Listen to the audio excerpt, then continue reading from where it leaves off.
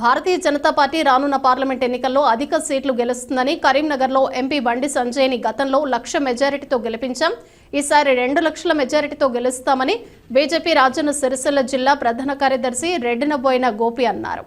రాజన్న సిరిసిల్ల జిల్లా గంభీర్రావుపేట మండల కేంద్రంలో బీజేపీ పార్టీ కార్యాలయంలో ఆ పార్టీ మండల అధ్యక్షుడు గంట అశోక్ ఆధ్వర్యంలో మీడియా సమావేశం ఏర్పాటు చేశారు. ఈ సమావేశానికి బీజేపీ జిల్లా ప్రధాన కార్యదర్శి రెడ్డిబోయిన గోపి హాజరై మీడియాతో మాట్లాడుతూ ప్రభుత్వం ఏర్పడిన తర్వాత రేవంత్ రెడ్డి ఢిల్లీకి పోయి ప్రధానమంత్రిని ఏం అడిగారు, మీరు గాడిద గుడ్డు అడిగారు, అదే ఇచ్చిందని ఎద్దేవా చేశారు.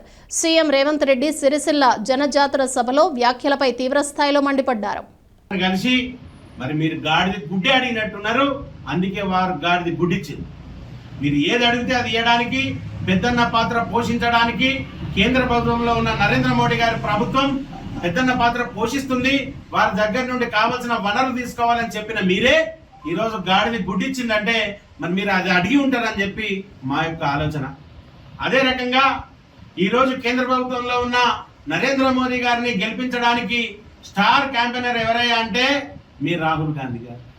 మీ రాహుల్ గాంధీ గారి ప్రచారాల వల్లనే మా నరేంద్ర మోడీ గారు అత్యధిక మెజార్టీతోటి 400 సీట్లతోటి రానున్న రోజుల్లో ప్రభుత్వం ఏర్పాటు చేయనున్నది. ఏది మాట్లాడినా భారతీయ జనతా పార్టీని బదనాం చేసే విషయాలు మాట్లాడడం, ఏది మాట్లాడినా కానీ రిజర్వేషన్లు రద్దనడం, ఏది మాట్లాడినా రాజ్యాంగాన్ని రద్దనడం. సాక్షాత్తు కొత్త పార్లమెంటులో రాజ్యాంగ ప్రదాత బాబాసాహెబ్ అంబేద్కర్ గారి విగ్రహాన్ని పెట్టి వారికి అత్యంత గౌరవం ఇచ్చే వాళ్ళ రాజ్యాంగాన్ని నేను గౌరవిస్తున్నాను. దాన్ని తెలుసుకోవాలి, ప్రజలందరూ గుర్తిస్తూ ఉన్నారు. వాళ్ళు చెప్పిన హామీలు లేవు, 2500 లేవు, తులం బంగారం లేదు, 2 లక్షల మాఫీ లేదు, 4000 పెన్షన్ లేదు. దాని గురించి మాట్లాడారు.